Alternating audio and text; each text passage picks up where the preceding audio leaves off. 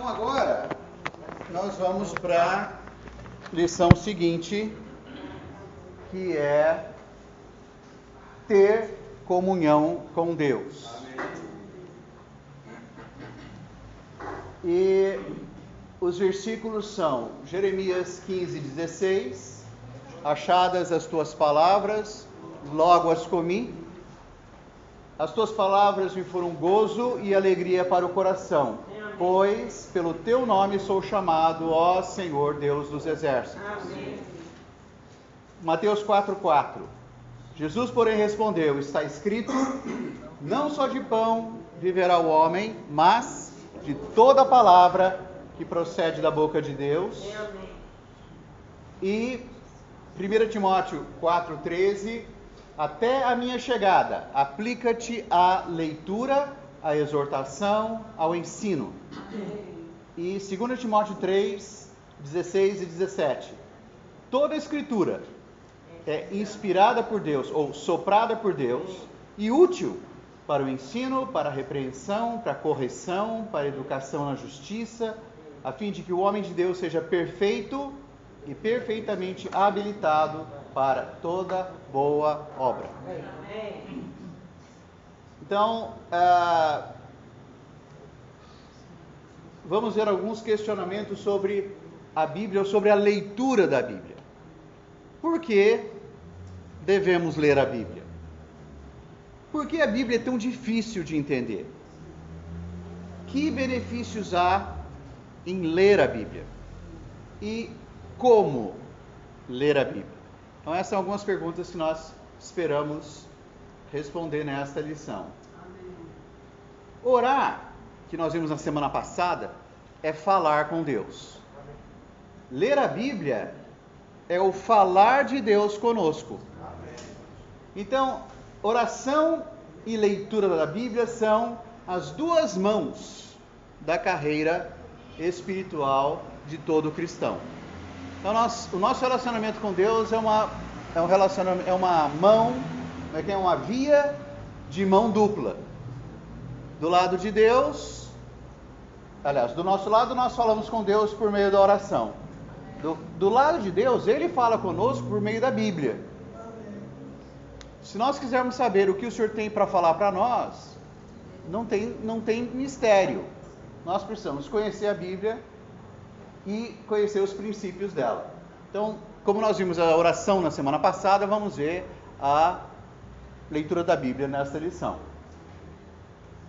Todo cristão deve ter clareza da importância da leitura da Bíblia no viver diário.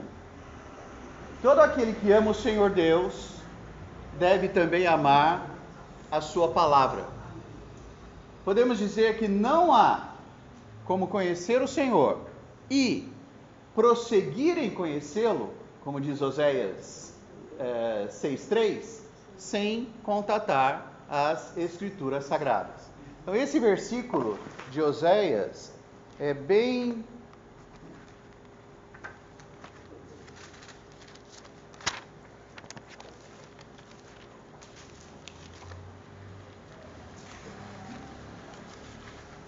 aqui está. Oséias é logo depois de Joel, para quem não sabe, tá? Então Oséias 6:3 fala: conheçamos e prossigamos em conhecer o Senhor. Como a alva, a sua vinda é certa, e ele descerá sobre nós como a chuva serôdia que rega a terra. Aqui fala que a vinda do Senhor é certa. Você pode aplicar essa vinda do Senhor à vinda dele, a segunda vinda do Senhor, ou também pode aplicar a vinda dele a nós em cada situação. Porque aqui também fala da chuva. Então não é simplesmente aguardar a vinda do Senhor quando Ele voltar naquele dia. Mas na nossa situação o Senhor precisa chover. E tem um versículo que fala que a palavra de Deus não volta vazia, mas é como a chuva que cai e rega a terra. Então a vinda do Senhor é como a chuva. E nós, irmãos, precisamos muitas vezes que o Senhor venha a nós como chuva para acabar um pouco com a nossa aridez. Às vezes nós estamos secos, não é? No nosso viver com o Senhor, às vezes nós estamos um pouco secos. O que pode resolver isso? Chuva. E a chuva do Senhor muitas vezes vem por meio da palavra. Lembre-se que Efésios 5 fala que Deus santifica a igreja por meio da lavagem de água pela palavra. Então muitas vezes nós estamos secos diante do Senhor porque nos falta a chuva da presença, da vinda do Senhor. E às vezes a vinda vem por meio da palavra. Tanto que às vezes, irmãos, a gente chega seco à reunião, mas vai embora molhado. É ou não é? Regado. Não é? E especialmente nesses dias em que faz calor e quando chove, pelo menos dá uma refrescada, a gente tem provado um pouco isso, né? Chuva agrada, chuva faz bem. Então, se nós quisermos prosseguir em conhecer e prosseguir em conhecer, nós precisamos da palavra.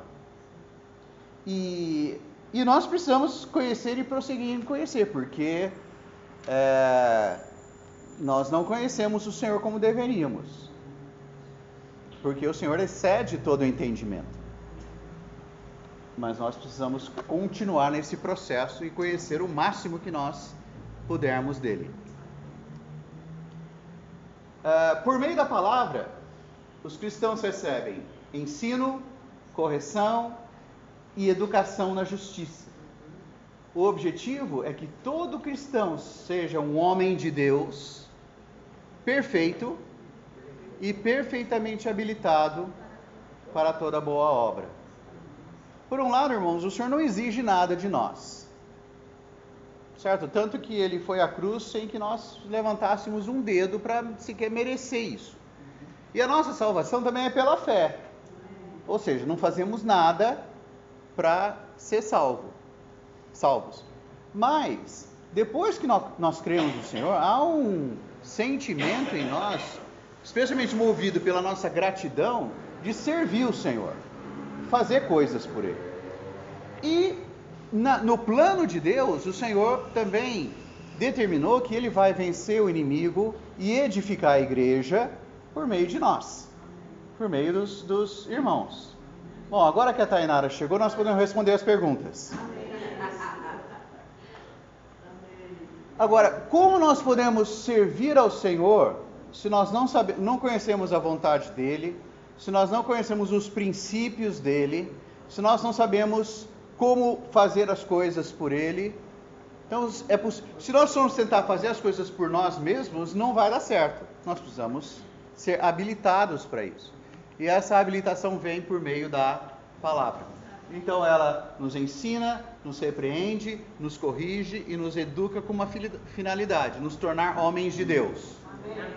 Para que sejamos habilitados para toda boa obra.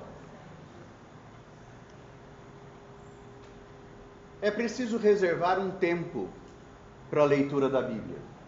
Um tempo de qualidade. Um tempo não dividido com distrações. E nós precisamos confessar, né, irmãos, que distração não nos falta. Até sem nada, até se a gente estivesse numa ilha deserta, a gente ainda ia se distrair com os nossos pensamentos.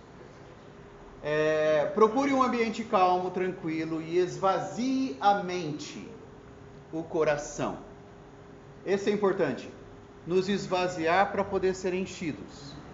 A primeira bem-aventurança é: bem-aventurados os pobres, ou os humildes, mas o pobre é aquele que se esvazia.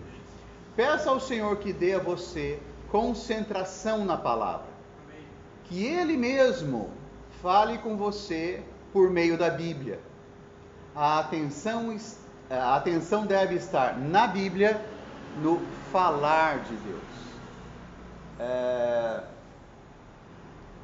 Como nós falamos no começo, Deus não vai falar nada que já não esteja escrito na Bíblia. Mas às vezes nós deixamos de ouvir porque desconhecemos a Bíblia. Então nós devemos, irmãos, fazer um exercício, um esforço. Normalmente, nós não nos concentramos, especialmente quando se trata das coisas do Senhor. Quando são as nossas coisas, até que a gente se concentra razoavelmente bem. Mas quando se trata das coisas do Senhor, no nosso ser natural, não está habilitado para isso. E nós acabamos nos distraindo.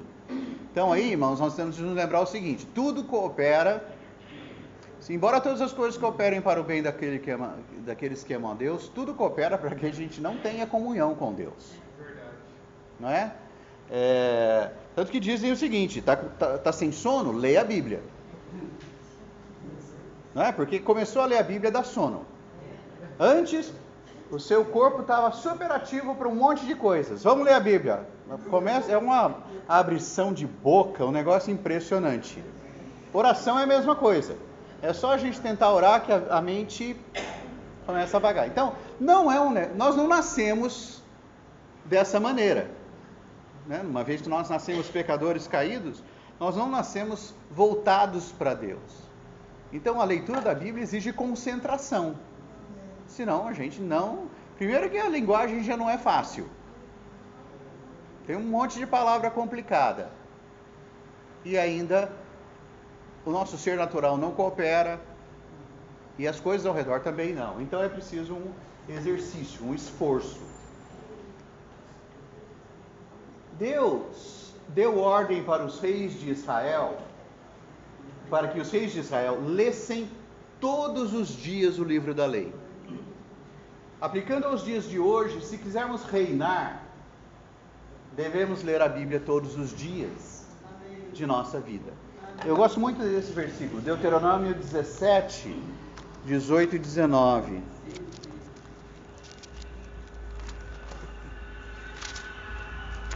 O Senhor falou isso centenas de anos antes de Davi, ou de Saul, né, que foi o primeiro rei, ter sido ungido rei de Israel. Então aqui ele fala o seguinte: quando entrares na terra,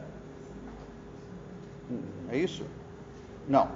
Também quando se assentar no trono do seu reino, escreverá para si um traslado da lei num livro, do que está diante dos reis, dos levitas sacerdotes. Então era o seguinte: ele tinha de fazer uma cópia do livro da lei. Ele tinha de escrever, ele mesmo. E, versículo 19: e o terá consigo, e nele lerá todos os dias da sua vida, para que aprenda a temer o Senhor seu Deus, a fim de guardar todas as palavras desta lei e estes estatutos para os cumprir. E o 20 fala assim: isso fará para que o seu coração não se eleve sobre os seus irmãos e não se aparte do mandamento, nem para a direita nem para a esquerda, de sorte que prolongue os dias do seu reinado, ele e seus filhos no meio de Israel. Então, quando nós vemos a história dos reis de Israel, quando nós vemos primeiro e segundo reis, primeiro e segundo crônicas, nós vemos que foi exatamente isso que os reis não fizeram. Alguns deles nem sequer conheciam a Bíblia, vieram a conhecer a lei, né? Vieram a conhecer muito depois. É só ver a história de Josias, por exemplo. Ele começou a reinar com 8 anos, ele só foi descobrir o livro da lei com 17. E aí, quando ele leu, ele ficou... 17? Acho que é isso mesmo, 17. E aí, quando ele leu, ele ficou tocado, porque ele percebeu, quando ele leu o livro da lei, e viu o que o Senhor tinha falado, e todas as consequências negativas, quando o povo não cumpre o que o Senhor fala, ele falou o seguinte: espera lá, todos os reis erraram, e o Senhor deve estar com muita ira de nós, é melhor a gente se arrepender rápido. E aí ele mandou que a lei fosse lida para todo o povo. Você veja, quantos anos ele reinou sem nem sequer saber que existia um livro da lei. Quando a ordem de Deus era que ele deveria fazer a cópia e ler todos os dias. Então hoje, irmãos, nós queremos ser vencedores, não é? Nós queremos reinar com o Senhor. Essa é a nossa meta na vida. Esse princípio se aplica a nós. Se nós quisermos sentar no trono e ter essas bênçãos aqui, né, que o nosso coração não se eleve, nós conheçamos o Senhor e tudo mais, nós precisamos ter o hábito, criar o hábito de ler a Bíblia. Senão, nós não teremos essas bênçãos todas aqui.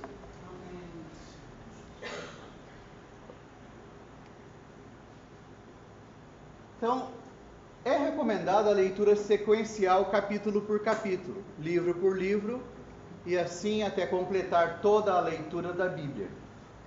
Cada pessoa pode estabelecer quantos capítulos lerá cada dia. Então, depende do ritmo de cada um, mas é bom você estabelecer um ritmo para a leitura. Então, existem, especialmente hoje em dia, né, que nós temos até a Bíblia, aplicativo da Bíblia no celular, e alguns aplicativos já vêm com plano de leitura. E você pode escolher que plano você vai ler. Você aperta, ele já dá os versículos daquele dia. Quando terminar, ele fala, parabéns, terminou. Você aperta OK. No dia seguinte, você aperta de novo e continua a leitura. E no final do volume 1 dos Fundamentos da Fé Cristã, também tem uma tabela de leitura da Bíblia para poder usar se quiser. E, irmãos, o importante é o seguinte, é que a gente leia quando for possível. Às vezes, por exemplo, quando eu era jovem, que eu não tinha esses planos de leitura, a gente falava mais ou menos o seguinte, lendo 3 capítulos do Antigo Testamento e 1 do Novo por dia, em mais ou menos um ano você termina a Bíblia toda. A questão é que a gente sempre começa bem, né? Janeiro é ótimo. Não é não? Janeiro, aí vem fevereiro. Então, até mais ou menos o meio, até Êxodo por aí, a gente vai bem. Quando entra Levítico, que começa a descrever as ofertas, e parece que você está lendo o mesmo capítulo várias vezes, porque imolarás o crepúsculo da tarde, parece que está repetindo todo aquele ritual, você já começa a ficar meio entediado. Você está ouvindo a voz do Brasil. Isso. Esse é ótimo, né? Genealogia é melhor ainda. Crônicas é uma bênção. E números. Então, por quê? E aí, por exemplo, a gente deixa de ler um dia. Não, hoje não vai dar tempo, amanhã eu leio o dobro. Aí, se você achava que ler 3 capítulos do Velho e 1 do Novo por dia já era muito, quando você tem 6 capítulos do Velho e 6 capítulos do Velho e 2 do Novo, ou seja, 8 capítulos, e aí chega no fim de semana, você viaja, você faz isso e aquilo e tal, fim de semana prolongado, então, quando você tem mais tempo, aí é que você menos lê. Eu sei que você fica 4 ou 5 dias sem ler a Bíblia, o que acontece? O ano que vem eu recomeço. E é março. Então, irmãos, o importante é o seguinte, leia. Leia. Como nós vamos ver, comer, aliás, ler a Bíblia é como comer, né? Nem só de pão viverá o homem, mas de toda a palavra. Sabe, quando você deixou de comer num dia, você não desiste de comer no dia seguinte. E você, por mais fome que esteja, você também não consegue comer por 2 dias. Você come mais do que comeria se tivesse comido normalmente, mas você não vai comer exatamente 2 cafés da manhã, 2 almoços e 2 jantas no dia seguinte só porque deixou de comer no dia anterior. Você faz isso ou não? Não. Mas eu nunca pensei nisso. Você nunca pensou nisso, né? Pois é. Mas às vezes acha que com a Bíblia é assim. E se ficou 3 dias sem comer, então, por exemplo, você pega aí uma virose e tal, você fica uns 4 ou 5 dias sem comer. Quando você volta ao normal, você se preocupa em recuperar? Não. Você come à medida daquele dia. E tá bom demais. E se você estava querendo perder uns pezinhos, você não ficou contente com a virose, mas pelo menos para alguma coisa serviu. Você perdeu uns quilinhos, tá ótimo. Não, agora eu preciso recuperar tudo. Que nada, deixa lá. Então, com a leitura da Bíblia, irmãos, nós devemos encarar dessa maneira. Quando nós encaramos como uma obrigação e não como uma alimentação, é isso que acontece. Mas eu não li os três ou 4, eu não li o trecho de ontem, agora eu estou atrasado e tal. Então, quer saber? Você fala isso com a comida? Fala, não almocei ontem, não almocei antes de ontem, quer saber? Nunca mais vou almoçar na vida. Só por desaforo. Não tem isso. Então, irmãos, o importante é que cada dia você se alimente. Cada dia você coma alguma coisa.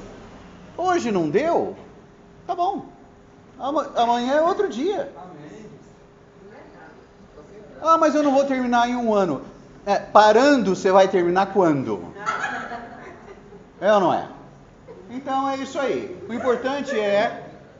E outra coisa, estabeleça um negócio palpável. Eu não aguento ler 3 capítulos por dia. Tá bom, então leia 1. Ah, mas vai demorar demais. Tá bom, então não leia nenhum e veja quanto tempo demora. Não é? Se cumprir esse cronograma, no final de 1 ano, você terá lido completamente o livro mais precioso que o homem pode ler. E isso será de grande valor para a sua vida cristã. O importante é manter o compromisso diário. Conhecer a Bíblia é muito valioso. Achadas as tuas palavras, logo as comi. As tuas palavras me foram gozo e alegria para o coração, pois pelo teu nome sou chamado ao Senhor Deus dos exércitos. Então, além de nos fazer conhecer a vontade de Deus, a palavra é alimento para o cristão. Então essa é a questão. Como nós encaramos isso? Se nós encaramos como um alimento necessário ou como uma obrigação. Se for obrigação, vai depender da minha disciplina, da minha força de vontade e tudo mais. Agora, se eu encaro como alimento, aí é uma questão de necessidade. Semana passada no Alimento Diário, a gente teve o exemplo, né, do que é fazer as coisas por amar o Senhor ou por obrigação. Que é a história lá de fazer exercício. Lembra? Você sabe que você precisa, que é bom e tal, mas um dia eu faço, outro dia eu não faço. Ai, não aguento mais. Se você... Teve uma época que eu caminhava de manhã com um vizinho que morava do meu lado, com um irmão que era meu vizinho, morava do lado. Então é o seguinte, toda manhã a gente caminhava para conversar, e às vezes tinha que parar de conversar porque tinha acabado a caminhada, não que acabasse o assunto, entendeu? Mas, tanto ele como eu acordávamos de manhã torcendo para estar chovendo, entendeu? Para o outro não poder vir. Só que ninguém falava nada, a gente levantava e ia lá para fora da porta, para fora de casa. Se um visse o outro, os dois iam caminhar. Se não visse, tarde demais, a gente já tinha levantado. Então nós combinamos isso. Não vamos, a não ser que haja uma emergência, a gente fala assim, amanhã não vou poder, eu vou viajar, ou coisa assim. Mas era... Então a gente levantava torcendo para alguma coisa ter acontecido para não caminhar. Para ter uma desculpa. Mas quando não tinha, era obrigado a caminhar. Aí ele teve um problema no joelho, ele nunca mais caminhou. Eu fui. Também não. Não, no meu joelho estava ótimo, mas eu, em solidariedade ao joelho dele, certo? Parei de ir. Então o que é isso? Obrigação. Mas o exemplo do Alimento Diário é... Aí você vai para o médico e o médico fala, olha os seus exames, fala assim, eu não sei como é que você está vivo até agora. Ah, nessa hora não tem o joelho ruim do vizinho. Certo? Você acorda para a sua necessidade. Quando você descobre a importância da leitura e como você é ajudado na leitura e como você conhece o Senhor e como isso de fato muda a sua vida, aí você olha, você pensa, eu não sei como é que eu estou vivo até agora, sem ter lido a Bíblia. Você foi muita misericórdia do Senhor. Então, não é apenas conhecer a vontade de Deus, é também se alimentar. Então, se for nesse o caso, é aquilo que a gente falou, você se alimenta todos os dias, porque é uma necessidade, e também porque é bom. É ou não é? E, geralmente, é aquilo que assim, a gente... Por que será que o que é gostoso engorda? Não é? Jiló, por exemplo, não engorda, não é? Eu gosto também, mas tem gente que não, que é amargo. Mas e fica comparando o jiló com uma taça de sorvete. Né? Por que será que a gente não podia comer sorvete todos os dias e emagrecer? Já que sorvete não é caloria, né? É frio. Essa foi mal.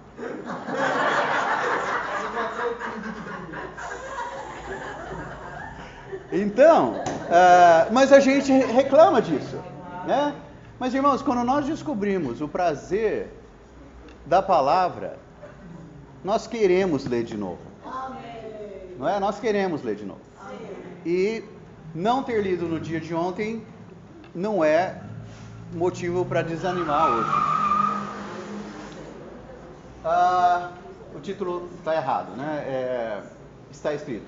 Jesus, porém, respondeu, está escrito, não só de pão viverá o homem, mas de toda a palavra que procede da boca de Deus. Então, ninguém come o alimento de um ano em uma refeição, mas dia a dia e pouco a pouco. Então, a gente gostaria de ler logo para ficar livre. Não, você não come logo para ficar livre, come? Tem que ter prazer, né? Hã? Tem que ter prazer.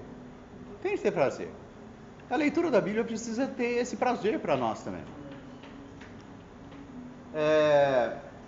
Então, para isso, irmãos, nós devemos nos esvaziar de conceitos, de tradições, de ideias preconcebidas sobre o conteúdo da Bíblia. Porque, embora a Bíblia seja o livro mais conhecido pelo menos da civilização ocidental, também é o menos conhecido porque é o menos lido. Todo mundo sabe que existe, mas tem conceitos acerca deles. Algumas vezes encontramos pessoas citando frases ou pensamentos, indicando a Bíblia como fonte. E, na verdade, não é. Nem sempre é verdadeiro. Então, é preciso ter exatidão com relação às escrituras sagradas, né? Então, tem muitas ideias por aí que... Eu lembro da mãe de um irmão que falava assim, ajuda-te que te ajudarei, filho. Aí ele falou assim, mãe, isso não está na Bíblia. Não? Mas devia, porque é uma frase muito boa. Entendeu? Então, nós temos um monte de... Tem aquela, ao 2000 chegarás, do 2000 não passarás. Conhece esse versículo? Então tem muita coisa. Como se os anéis ficam-se os dedos. Exatamente. Não, é o contrário. Vão-se os dedos. Vão-se os anéis. E ficam-se os dedos. Certo. Eu conhecia como vão-se os dedos, ficam os anéis, mas faz mais sentido. A minha Bíblia é diferente, né? Então, nós temos muitas e muitas coisas, assim, muitos conceitos, né, que não vêm da palavra. E nós precisamos conhecer os fundamentos da palavra, e não das tradições. Tá certo? O próprio Senhor Jesus usou os termos está escrito e como está escrito diversas vezes em todas essas citações aí. Isso indica que devemos saber o que está escrito nas Escrituras e ser exatos na aplicação. Porque, irmãos, muitas vezes nós conversamos uns com os outros, tentamos aconselhar uns aos outros, mas às vezes por não conhecer a Bíblia, nós acabamos dando a nossa opinião e não os princípios da Bíblia no nosso relacionamento. E nós estamos sempre conversando uns com os outros, nós estamos sempre, pelo menos às vezes, desabafando uns com os outros. E quantas vezes a gente não sabe o que falar? Quando alguém nos procura com alguma dificuldade. E a gente acaba falando ou as nossas opiniões, ou com base na nossa experiência. Se a nossa experiência é fundamentada na palavra, ótimo. Mas nem sempre é. E nós acabamos, então, tentando ajudar com aquilo que não de fato oferece ajuda. Não oferece ajuda de fato. Então, nós precisamos saber o que está escrito e ser exatos na aplicação. Então, para ter a compreensão exata do que está escrito, devemos ler a Bíblia com atenção, com mente sóbria. Algumas vezes as tradições e conceitos falam mais alto do que a própria leitura que fazemos. Você pode ter ouvido que Jesus, ao nascer, foi visitado por 3 reis magos. Já ouviram falar isso? Mas em nenhum momento a Bíblia traz a informação de que eram reis, e nem falam que eram 3. Leia lá. Só simplesmente fala alguns magos do Oriente. Como eles trouxeram 3 presentes, então para ser democrático, cada um deu um. Mas podiam ser 2. Um a gente sabe que não era, porque eram alguns magos. Mas podiam ser 4. Talvez o ouro fosse muito pesado, tinha sido carregado por 2.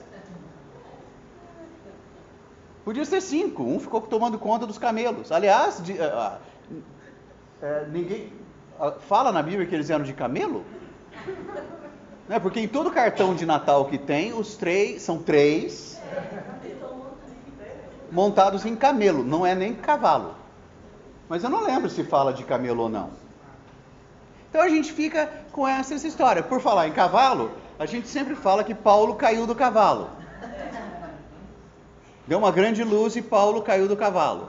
Onde é que fala que Paulo estava no cavalo? Tá certo? Então, assim, lógico, isso aí é o menos importante na Bíblia toda. Mas muitas vezes a gente deixa passar algumas coisas que fazem parte do princípio. E nós devemos saber. Né?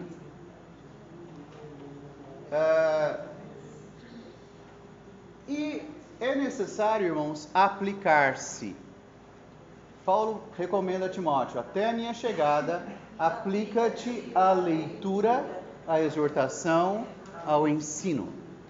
Como Timóteo poderia exortar ou aconselhar e ensinar os outros sem ele mesmo conhecer os princípios da palavra? Então, Paulo deixa isso muito claro. Você precisa se aplicar. E por que Paulo fala que precisava se aplicar? Porque não é um negócio que vem espontaneamente. Nós não temos o hábito de ler a Bíblia sempre. Ninguém naturalmente fala assim: não vejo a hora de chegar a hora de ler a Bíblia. Isso não é próprio do ser humano. Não é? Nós temos preguiça, nós temos sono. Então é necessário se aplicar. Não é mera leitura, mas é leitura aplicada, concentrada, disciplinada, regular, habitual. Ler a Bíblia apenas nos cultos ou reuniões da igreja não é leitura aplicada. Aplicar-se à leitura é lê-la todos os dias. E novamente nós temos de lembrar, não é uma grande quantidade, mas é aquilo que pode alimentá-lo naquele dia. Mas seja lá qual for o trecho ou a quantidade, que seja aplicado, e não simplesmente para cumprir tabela e depois você, pouco depois, já esqueceu o que leu. Né? E muitas vezes isso é o que acontece. Então, a palavra é nosso alimento espiritual. Se não alimentarmos o corpo, ele adoecerá e até morrerá. Da mesma forma, se não alimentarmos o espírito com as palavras da Bíblia, o espírito também vai enfraquecer e nós podemos até morrer espiritualmente. Então, é aquilo, nós precisamos da palavra. Amém. E a Bíblia, irmãos, ensina o homem a ser humano, a amar, a ser bom, a buscar e exercitar virtudes que expressem a plenitude de Deus. Então, a Bíblia é maravilhosa. A Bíblia é um livro grandioso. Leia a Bíblia e o próprio Deus vai falar com você. Então é isso. A nossa lição 21 é a via oposta à lição 20. Na lição 20 nós falamos sobre nos aproximar de Deus em oração. Também nós nos aproximamos de Deus por meio da palavra. Se na oração nós falamos com Deus por meio da palavra, Deus fala conosco. Ok? Hoje terminamos mais cedo, graças ao Senhor.